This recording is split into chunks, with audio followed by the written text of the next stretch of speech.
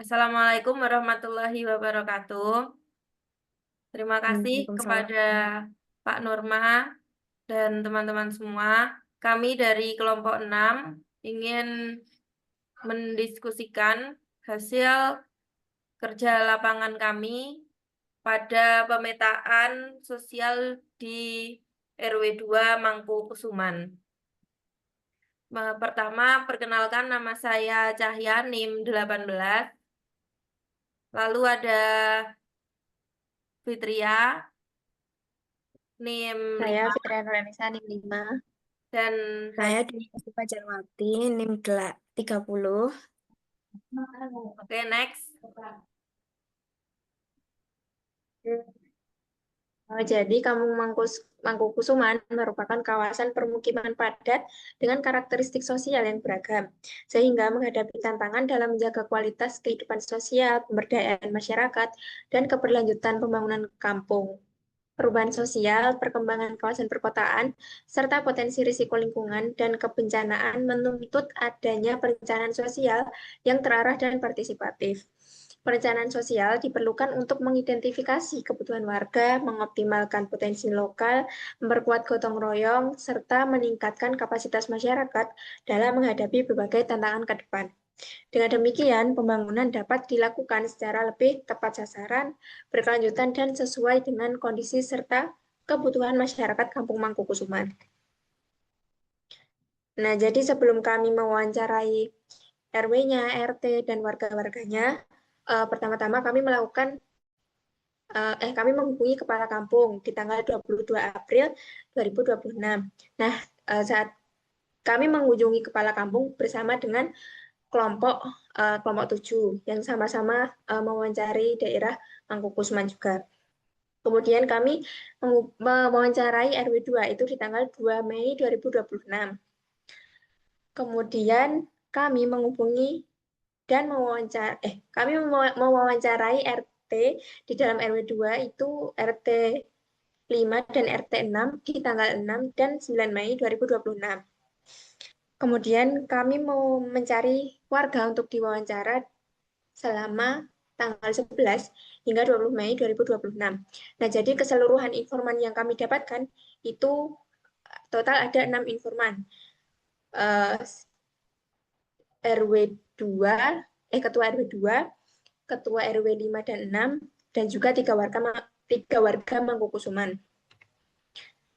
Terus apa sih hambatan dan solusi saat kami wawancara? Yang pertama, informan kurang informatif. Mungkin karena warga Mangkukusuman itu didominasi oleh lansia, jadi seperti hanya lansia kalau jawab mungkin to the point dan lebih ke ya tidak gitu. Jadi dengan itu kami menyederhanakan bahasa, menyederhanakan uh, pertanyaan kami sehingga dapat dipahami oleh warga-warga di situ. Kemudian yang kedua, susah mencari jadwal yang pas. Jadi kemarin itu kami uh, berencana untuk mewawancarai Ketua RT 4, tetapi saat kami tiba, ternyata bapaknya itu sedang istirahat. Jadi kami tidak jadi mewawancarai bapak itu, sehingga kami keliling mencari informan lain. Terus yang ketiga, susah mencari informan. Nah, kemarin itu juga kami mengalami hampir ditolak oleh informan. Kemarin itu bapak yang punya toko akan kami wawancarai, tapi bapaknya bilang kalau uh, males gitu. Jadi kami melakukan pendekatan dan meyakinkan bapak tersebut agar mau diwawancarai. Tuh. Terus gambaran Mangkukusuman. Mangkukusuman merupakan sebuah kampung yang terletak di Kelurahan Bajiro, Kecamatan Gondokusuman, Kota Yogyakarta. Kampung ini termasuk kawasan kecil di tengah perkotaan Yogyakarta yang padat. Nah, letaknya itu cukup strategis dan berada tak jauh dari pusat kota, sehingga mudah menjangkau fasilitas seperti pendidikan, kesehatan, dan ekonomi kreatif.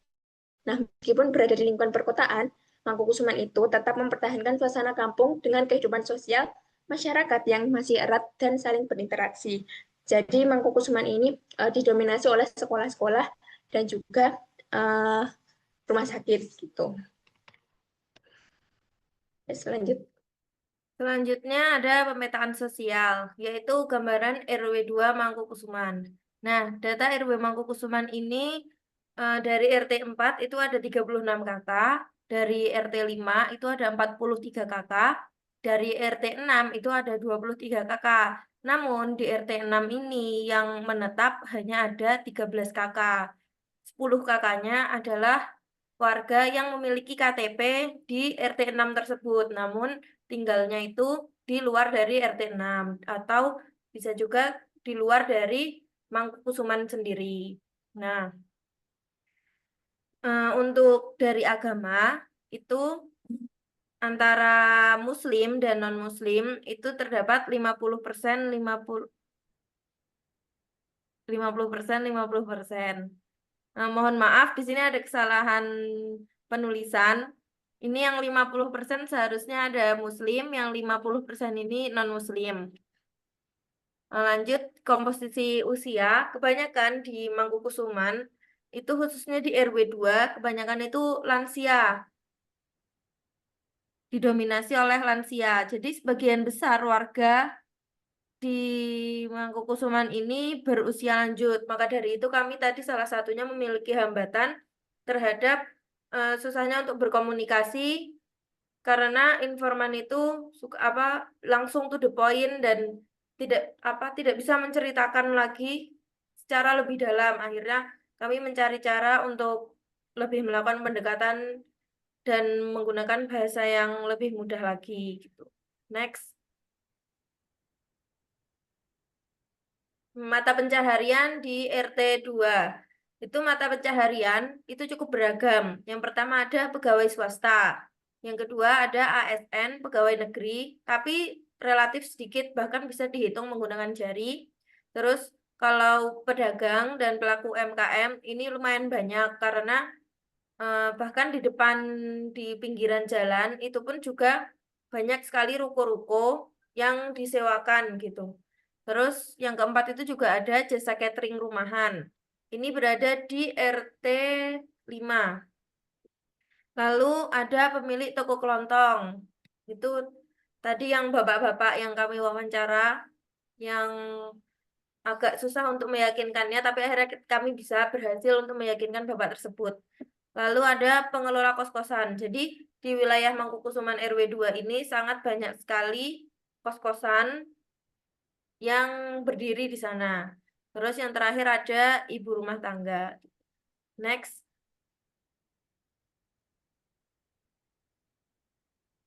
Nah, dari kondisi ekonomi dan pendidikannya.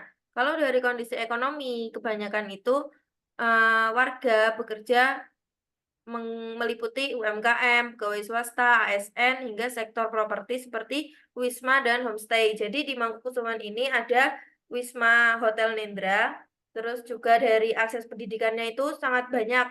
Kenapa? Karena di sana itu didominasi juga wilayahnya itu dengan sekolah-sekolah seperti SMP Budia Wacana, SD Juara, SMP atau SMA Kanisius, dan ada Teladus juga. Jadi banyak sekali sekolah-sekolah di sana yang sudah ada. Terus kalau dari segi kemandirian ekonominya itu di Mangkukusuman ini masih kategori yang menengah. Mayoritas itu berada di tingkat ekonomi menengah dengan jumlah penerima bantuan sosial itu yang sedikit. Bahkan ada lansia yang sudah diajukan untuk bantuan sosial, namun ketolak gitu. Karena ada yang tidak memenuhi dari syarat kriteria yang diajukan. Lalu di sana pun juga dari segi ekonomi mungkin masih mencukupi juga karena memiliki adanya usaha jasa penginapan. Di sana itu ada Wisma Hotel Nendra gitu sebagai salah satu pilar ekonomi lokal gitu. Next.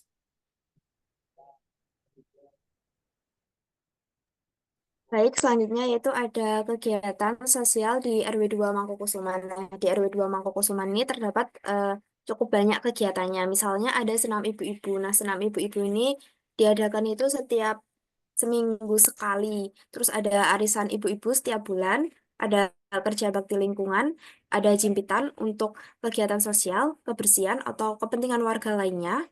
Ada juga Posyandu, ada kegiatan lansia untuk pertemuan antar lansia. Terus ada pengajian rutin juga ibu-ibu setiap hari Sabtu. Ada remaja masjid, ada Karang Taruna. Lalu ada juga kayak pertemuan setiap sebulan sekali, pengurus-pengurus kayak RT, RW, kepala kampung, begitu. Terus ada juga sosialisasi dari kelurahan maupun instansi pemerintah. Nah, di RW 2 ini sering mengirimkan perwakilannya untuk menghadiri sosialisasi di kelurahan tersebut. Setelah hadir di situ, nanti ibu-ibunya atau yang perwakilan tersebut di pertemuan selanjutnya, di pertemuan IPKK atau ibu-ibu, nah itu akan menceritakan apa sih yang sudah didapat dari sosialisasi yang telah didapatkan di kelurahan. Jadi sharing gitu. Terus ada budayanya juga yang masih lekat ya seperti syawalan, bersih makam, ruahan, apeman, dan ada juga kegiatan setiap 17 Agustus. Selanjutnya. Selanjutnya yaitu ada karakteristik sosial warga RW 2 Mangkukusuman. Nah, di RW 2 Mangkukusuman ini, hubungan sosialnya itu guyup dan harmonis. Tradisi lokal sebagai perekat sosial. Jadi dari kegiatan-kegiatan yang cukup banyak tadi dan budaya-budaya yang masih lekat itu dapat merekatkan hubungan antar warganya. Jadi solidaritasnya itu bisa eh, tinggi gitu. Terus kesenjangan partisipasi berdasarkan usia. Jadi di RW 2 Mangkukusuman ini mayoritas yang aktif kegiatan itu malah yang lansia. Nah, pemudanya ini malah kurang aktif karena pemudanya juga jumlahnya juga dikit sih. Jadi nggak yang terlalu mendominasi begitu. Lanjut. Terus yang selanjutnya yaitu ada pemetaan masalah. Nah, setelah kami observasi, terus ngobrol-ngobrol wawancara dengan RW, RT, dan warga, kita mendapat beberapa masalah di RW 2 Mangkusuman ini. Yang pertama tuh ada permasalahan lingkungan. Jadi, ada orang luar yang membuang sampah di sekitar lingkungan RW 2 Mangkukusuman. Nah, pelakunya orang luarnya itu tidak diketahui siapa. Itu kan menjadikan lingkungan RW 2 Mangkukusuman menjadi kotor ya. Nah, itu membuat resah warga setempat. Terus ada juga mengenai polusi dari pembakaran sampah dari petugas makam. Jadi ada salah satu warga yang mengeluh tentang pembakaran sampah tersebut karena rumahnya kan dekat dari makam itu ya. Nah, itu kalau membakar sampah itu tuh polusinya tuh masuk ke situ. Sampai saat ini itu juga belum masih ada solusi. Selanjutnya yaitu ada permasalahan drainase dan sanitasi.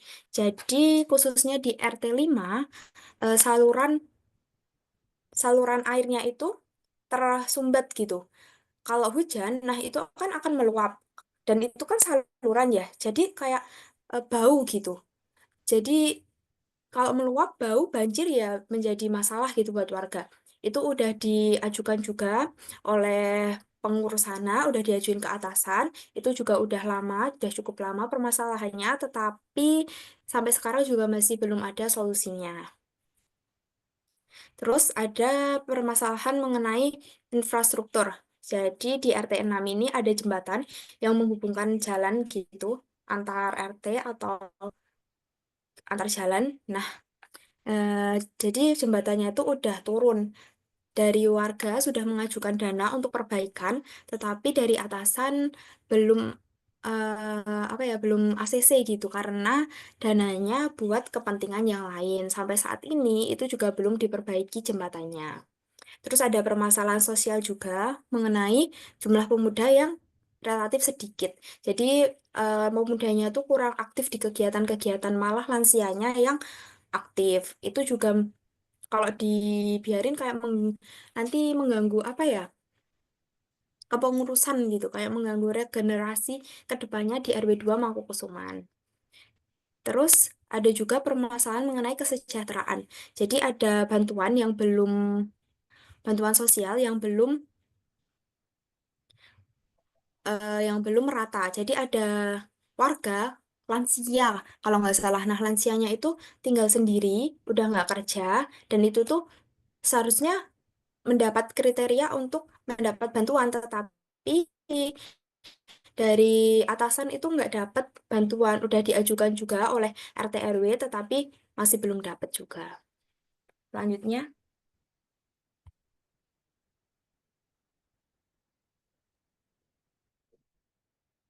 Next, ini ada potensi dari warga Mangkukusuman RW 02. Yang pertama itu ada potensi sosial, yang itu ada solidaritas dari gotong royong masyarakat itu sangatlah kuat. Misalkan ada jalan yang rusak, pasti kalau mereka sudah mengeluhkan dan dari segi dana ada, terus eh, bisa diperbaiki dengan bergotong royong, maka dari itu mereka akan menguatkan solidaritas itu juga melalui dari gotong royong tersebut. Terus yang kedua, ada budaya musyawarah itu masih berjalan dengan baik.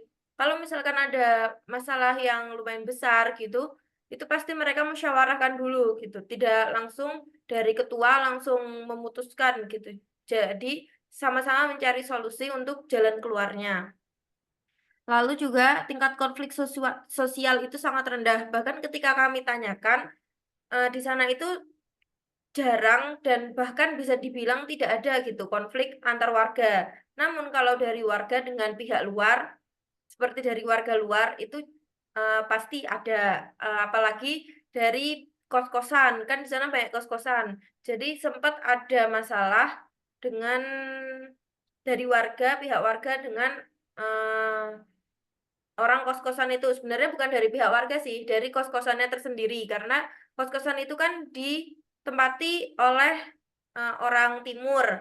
Jadi mereka itu memiliki konflik dengan orang timur, orang-orang timur itu memiliki konflik yang akhirnya mengakibatkan kerusuhan dan kerusakan kos-kosan yang dimiliki oleh warga Mangkukusuman tersendiri gitu. Terus selanjutnya juga ada partisipasi kelompok lansia dan ibu-ibu itu cukup tinggi. Jadi di sana itu arisan atau hal-hal lain itu kebanyakan di didominasi dengan ibu-ibu. Bapak-bapak itu mungkin hanya gotong royong atau saat perkumpulan dengan RT RW saja. Kalau seperti arisan, seperti itu biasanya di yang mengikuti itu lebih ke ibu-ibu.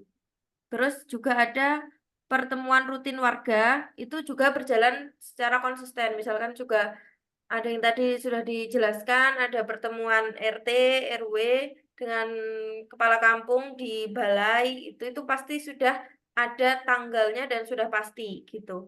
Selanjutnya dari segi potensi budayanya, di sana itu ada tradisi apeman, ruahan, syawalan, bersih-bersih makam, terus juga ada pengajian rutin di Masjid Al-Hidayah, terus juga ada kesenian gamelan dan upacara perayaan Hari Kemerdekaan yang melibatkan antara masyarakat dan sekolah. Jadi sekolah-sekolah yang ada di sana nanti ditunjuk secara bergilir untuk menjadi petugas upacara pada Hari Kemerdekaan itu.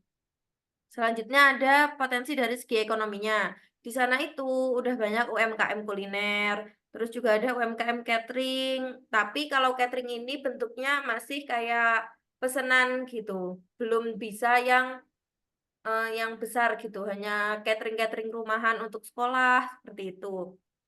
Terus juga ada toko kelontong, kerajinan sarung, itu sarung pisau yang biasanya dibuat untuk kurban atau sarung pisau, pokoknya sarung-sarung pisau gitu.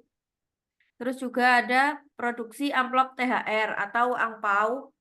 Lalu juga ada homestay, kontrakan, wisma, kos-kosan, seperti itu. Dan di sana itu juga ada grup WhatsApp yang digunakan untuk para UMKM untuk memamerkan dagangannya di dalam grup WhatsApp itu, gitu. Terus yang terakhir ada potensi dari fasilitasnya. Di sana itu diberikan internet gratis dari pemerintah. Terus di sana juga ada klinik Parahita dan klinik PAM. Jadi di sana kalau misalkan mau periksa warga khusus warga Mangkukusuman sendiri karena wilayahnya digunakan oleh dua klinik itu, maka mereka mendapatkan potongan gitu, berapa puluh persen, sepertinya 10% atau 30% gitu yang mereka dapatkan gitu. Nah, terus di sana juga banyak sekali sekolah yang mudah dijangkau. Terus juga ada balai warga dan balai pertemuan yang digunakan untuk pertemuan-pertemuan itu. Nah, balai ini juga bisa biasanya disewakan kepada pihak luar. Namun hanya menyewakan balai saja, tidak include dengan tenda dan lain-lain. Itu nanti biasanya dari pihak yang ingin menyelenggarakan acara di balai tersebut. Lalu juga di sana itu ada fasilitas biopori untuk pengelolaan sampah organik. Namun, fasilitas biopori ini belum berjalan secara optimal karena hanya disediakan 2 tong besar yang ada di balai warga, sedangkan di tempat masyarakat sendiri itu masih belum berjalan gitu. Dan yang 2 tong besar itu hanya digunakan untuk sampah daun kering, bukan yang sampah dari dapur gitu. Terus juga di sana itu ada sistem pengangkutan sampah yang sudah terdaftar di DLH gitu. Next.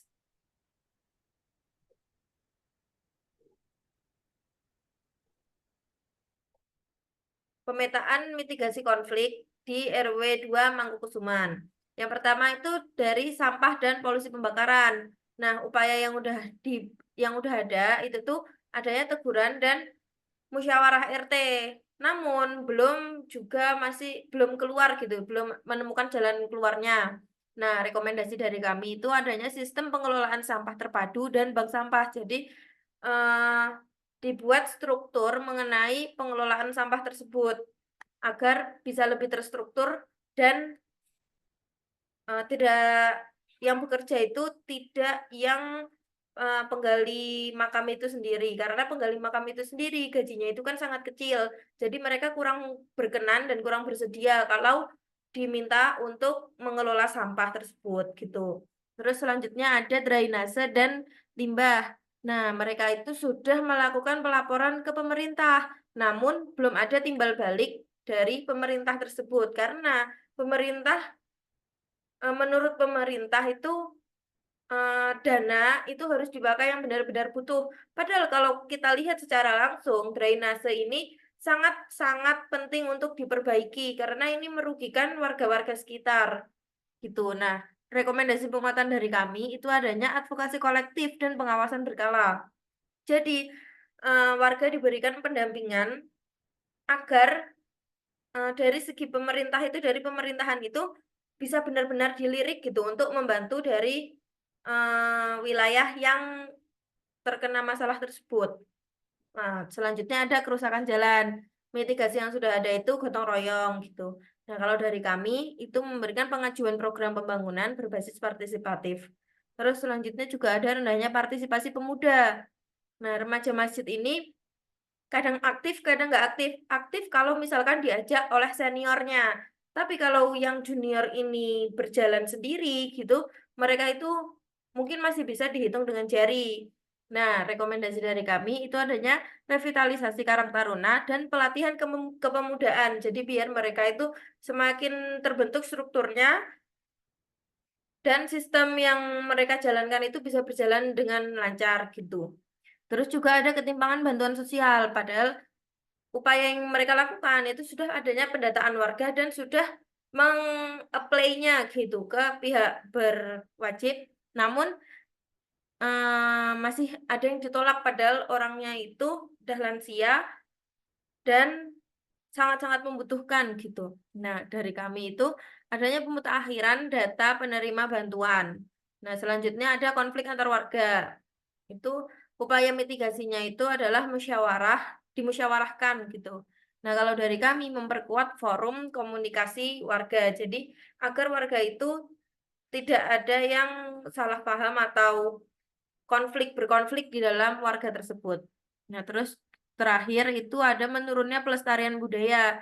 Padahal di sana itu ada potensi dari gamelan. Namun gamelan tersebut tidak dimanfaatkan secara optimal oleh warga Mangkukusuman sendiri. Kebanyakan yang ikut les di gamelan tersebut itu adalah orang-orang luar gitu. Nah, upaya mitigasinya itu udah ada. Mohon maaf Bapak, tadi Zoom-nya ternyata limitnya sudah habis waktunya. Saya lanjutkan. Tadi Pak masuk ke menurunnya pelestarian budaya. Jadi upaya mitigasi yang sudah ada Itu adalah kegiatan budaya rutin. Nah, gamelan ini biasanya hanya digunakan ketika ada acara 17-an. Jadi, anak-anak itu akan dilatih untuk melakukan pentas seni pada saat 17-an tersebut. Nah, rekomendasi dari kami itu adanya regenerasi peserta seni dan budaya melalui pemuda. Jadi pemuda tadi yang sudah dikuatkan, yang sudah diberikan edukasi dan penguatan lainnya, mereka juga bisa memanfaatkan sumber pelestarian budaya tersebut agar tidak luntur gitu. Next.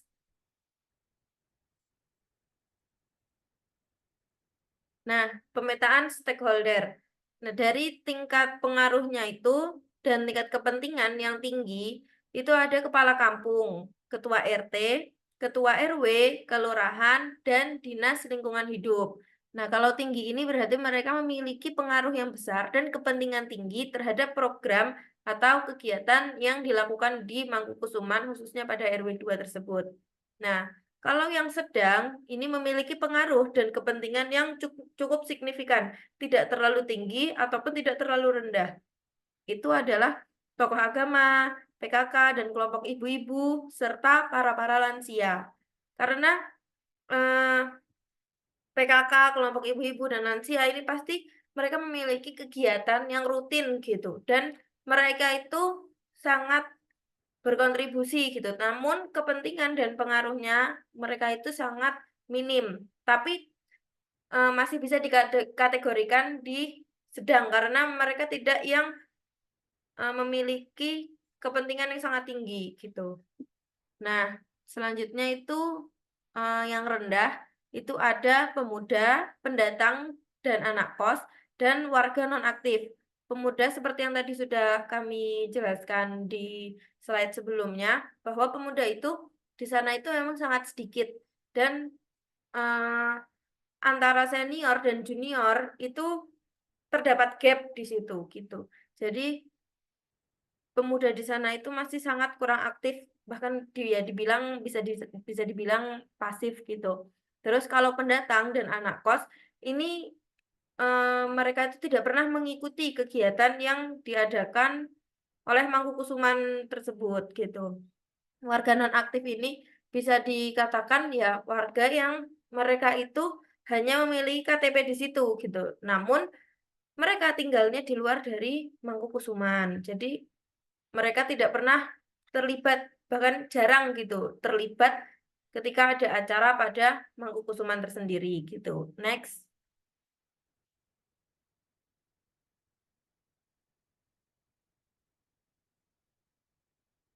Mungkin itu aja dari kami. Ini beberapa dokumentasi kami ketika berkeliling dan mencari sumber informan agar kami bisa mendapatkan data-data tersebut. Namun tidak semuanya kami masukkan dan kami dokumentasikan karena ada beberapa warga yang kurang berkenan ketika kami ajak untuk mendokumentasikannya gitu. Mungkin itu saja dari kelompok 6. Kurang lebihnya mohon maaf. Wassalamualaikum warahmatullahi wabarakatuh.